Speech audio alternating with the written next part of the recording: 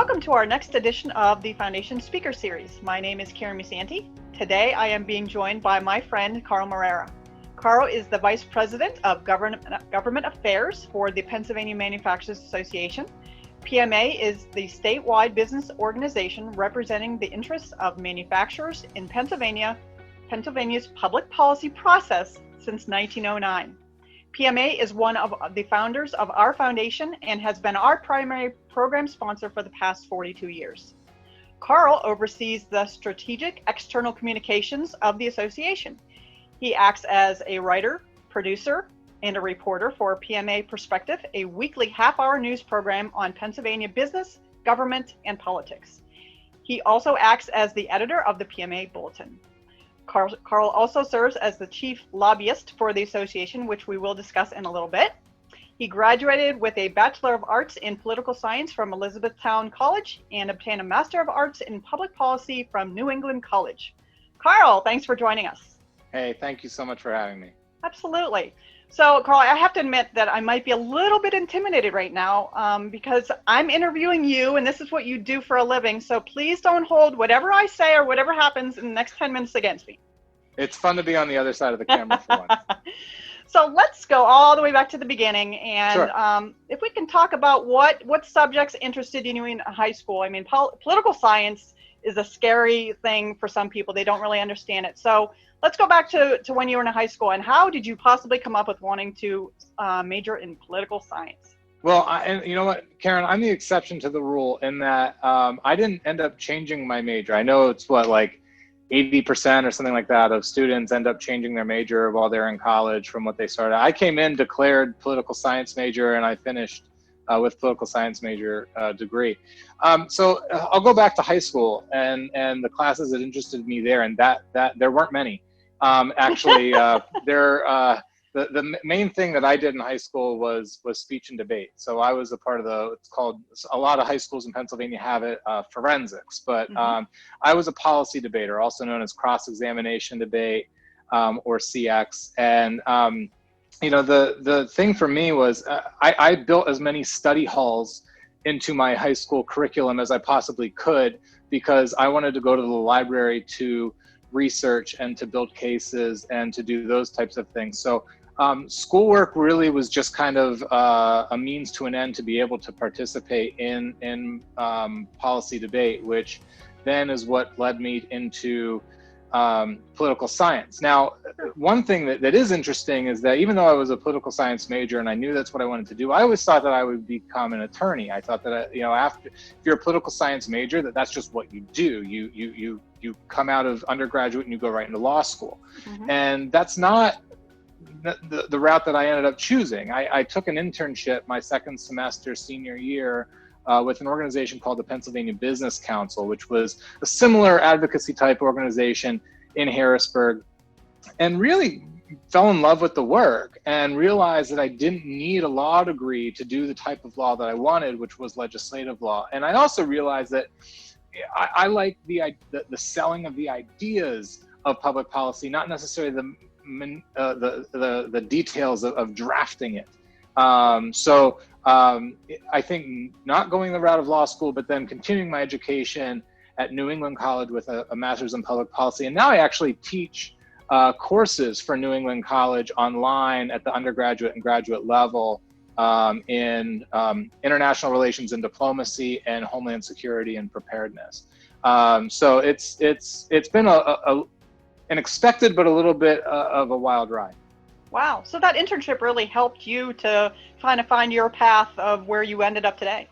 I think it's the main thing that ended up helping me find where I am today. And, it all started because of asking for it. Quite honestly, I had worked on a political campaign my sophomore year of college while I was at Elizabethtown College.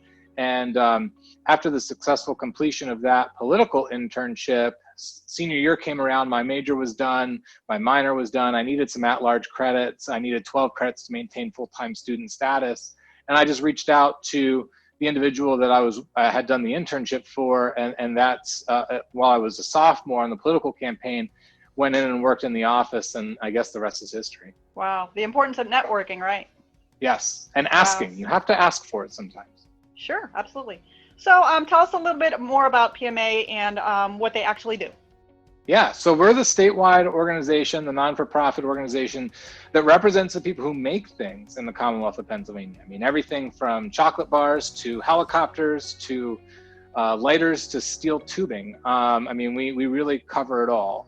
There are about 570,000 manufacturers in Pennsylvania, and we feel that we represent all of their voices in the public policy process in Harrisburg as it relates to their livelihoods and making Pennsylvania the smart place to locate, hire, and expand a manufacturing operation. So we really, all that we do is trying to, from a state legislative standpoint, is to separate Pennsylvania from our competitor states and make Pennsylvania the best place to have those businesses. You sold me at chocolate bar, by the way. I know this about you, Karen. Yes, I know. So you really represent all sizes of manufacturers, all the way from, the individual person or somebody who's very large, like Hershey, for example. You represent all of them. All of them. There are about 13,000 manufacturing firms in Pennsylvania. And I mean, we're a large state within the greater union of the United States. And, we have we have a very historic manufacturing sector. I mean, if Pennsylvania back in the early 1900s was its own nation, we would have only been behind Great Britain and the United States as a whole as the third largest economy in the world. And obviously some with Western expansion and other market world forces. I mean, today mobile and talent or capital and talent are as mobile as they've ever been. And, we have seen investments in other places, but Pennsylvania does have quite a legacy of manufacturing, and we're proud to represent that. It's incredible. Well, obviously, you're very important to us. So thank you for all you do and the representation that you do have. Sure. Let's talk a little bit about politics. It's a very rapidly changing field, right? People, they're elected, they're voted out, they retire. Right. How do you go about staying updated on what's current, or who's in office and who's leaving and who's important and maybe who isn't? Well, we're right here. I mean, our offices are just steps from the Capitol. I don't have a great arm, but I think a 7-iron I could probably hit the Capitol with one of those. Having close proximity, it's funny, this pandemic has really been very interesting because we've really lost some of the interpersonal communication that we have with lawmakers and with our colleagues. We're one of the few industries where those interpersonal, in-person communications and those interactions are so important, and because they build relationships. Everything in government affairs, everything in politics is relationship based. And we've had to find new ways to get messaging out there. We've had to find new ways to get in touch with our allies and our colleagues under the Green Dome across the street. And we've been very successful, but it's been very, very different. But the main thing in knowing who the players of the game are is really mainly being here. Sure, absolutely. Well, so if I was a young person in high school and I was interested in politics, are there certain things that maybe they could consider getting involved in or doing? I know that you mentioned some of the things that you did in high school. What would be your recommendation for young people if they were interested in politics at a young age? Well, speech and debate that was what got my interest, but I actually really wasn't interested in politics. I was more interested in that policy debate. If you're interested in politics, there are so many ways to get involved, and it's mainly volunteering with candidates. And, one of the, like I said, that we represent the public policy process at the state level. And there's so many levels of government. I mean, you have the local government, which includes your municipality and your county, school districts. And then you have state. And those local forms of government, these smaller forms, what we would probably consider the smaller forms of government, have so much more of an impact on your everyday life than anything happening at the federal level. And that's lost on so many people. But the other thing too is it's so much easier to make those relationships at the local and at the state level. So if you're a young person who's interested in politics, look into who represents me in the different aspects of government. Again, whether that be municipality, whether that be county, whether that be state. and reach out to them, form a relationship, volunteer on campaigns. Almost everybody who gets some kind of a start or is working in government affairs in Harrisburg got their start volunteering for a political campaign. But here's the thing about volunteering for a political campaign. Nobody's going to ask you to volunteer for a political campaign. You need to ask them. So back to the whole premise of sometimes you just have to ask, reach out to whoever those candidates are and say, hey, I'm a young person, I'm interested in politics and policy. Do you think that I could help knock on doors for you? Or is there something that I could help you with mailers? And that's how those relationships start. And then that person knows somebody, even if they're not successful. And let's say that they are. They might now be putting an administration together and be looking to hire you for that position. And if they aren't, they probably know somebody who is. So, again, making the ask to get in to volunteer on a campaign can really be the difference maker, especially if that's your interest in what you want to do for a career. Nice. So let's talk about a little bit about what motivates you. You're very good at what you do. You're very passionate about your job, obviously, but it obviously can be very difficult at times. Government, politics, all that type of thing. We all know it's very difficult, and sometimes your personal life even is out there in the public. How do you deal with that on a daily basis? Well, one thing, whenever I'm teaching courses at New England College, that I always tell my students pretty early on in the process is that, when the founding fathers put the system together, the system was designed to reject ideas. It was designed for legislation to fail. There's so many steps of the legislative process for a bill to become a law. You have to think of the Schoolhouse Rock video, right? But there's so much more than that. And there's so many places where that bill can die along the way. And whether it's a clash of personalities, whether it's a difference in policy opinion, there are so many steps along the way where it can just stop.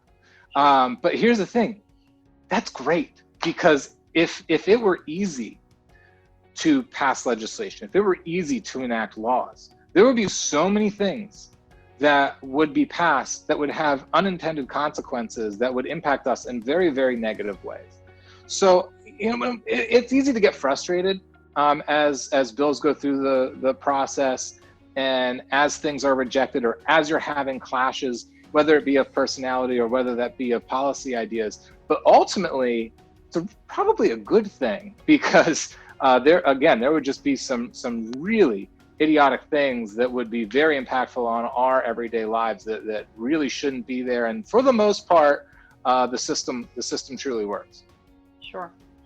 So let's end here on a bit of a positive note, and that's your PFEW history, right? So you've been involved with our organization for over 10 years. You've mentored hundreds of students each summer that you come with us. You have done so through having 2 beautiful daughters and marriage and all that wonderful stuff. Tell us a little bit about why you continue to come back to PFEW each summer. I think, I know it sounds cliche, and I know that probably almost every other person who you're doing these interviews with will say the same thing, that they probably get as much out of that week as the students do, but it's true. The relationships, going back to the relationship-based thinking, they're everything. And I mean, I have students from 10 years ago that, I still communicate with on Facebook, and, just being a part of that, a very small part of that process along the way is just extraordinary. And this program is so great in that it's really the education that is missing in schools today. Not just on the business side, but so many of the things that just teach you about life that that's missing from the school systems, not just in Pennsylvania, but everywhere. And getting to be a part of that process is truly special. Karen, you and your team, I cannot speak highly enough of all of the work that you guys do. I greatly appreciate the opportunity to do this today. I sincerely wish that we were actually together for that week in July. You guys are bringing so much wealth of information to students, and I'm glad that you guys are at least able to do this because it's important that students, Pennsylvania's high school students, have some idea of what happens at PFEW. And I hope that next year that they'll be able to join us for that week in Williamsport. As do we. Carl, thank you. Thank you for your time, for the information on your career, and for obviously everything that PMA does for us and for our foundation. Absolutely. Thank you. Absolutely. If anyone wishes to talk with Carl individually or to connect with him through our offices, please feel free to do so. His contact information will be provided following this interview. He would love to hear from you. Thank you for watching. Thanks, Karen.